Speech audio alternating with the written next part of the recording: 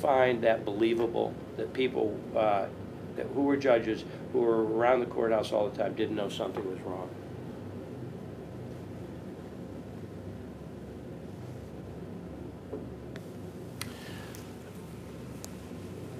Well, that's not an easy question. We don't want to make you sorry. No. I mean, I guess the judge in me, the answer to that question is, I don't know. Is that a valid, legitimate question and concern, not only of me, but other members of the commission? Absolutely. Are there red flags? Absolutely. Are there explanations? I don't know. That's what we'd like to find out.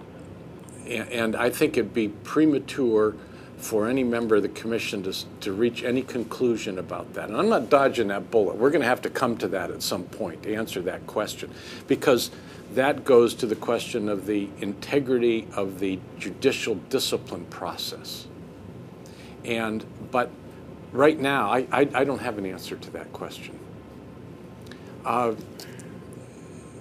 And I don't mean to avoid it. I just want to be honest and say I don't know the answer. Well, we went through 17 or 18, was it 17 candidates? 17 candidates the first time. And the people who said that they, and then 3 of those people again, plus 2 sitting judges to be retained. And I would say that it was the editorial board concluded that we believed them, and they said they didn't know. There is, in the statement that I think Stu has copies of the statement that I'm going to give to open the hearings this afternoon. I kind of try to struggle with that question.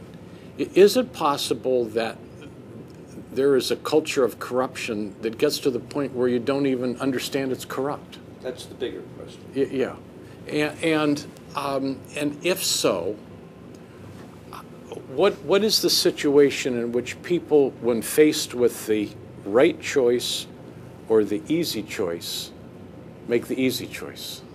Okay. And how do we as a commission make recommendations so that the right choice becomes easier? Okay, and let me put that in some sort of more concrete terms. We know, or we hope we know, that there were lawyers that knew that that Chivarella was not following the rules in court. Why wasn't that reported to the Judicial Conduct Board? Well, we don't know whether it was or it wasn't, but we have indication to believe that it wasn't. And why?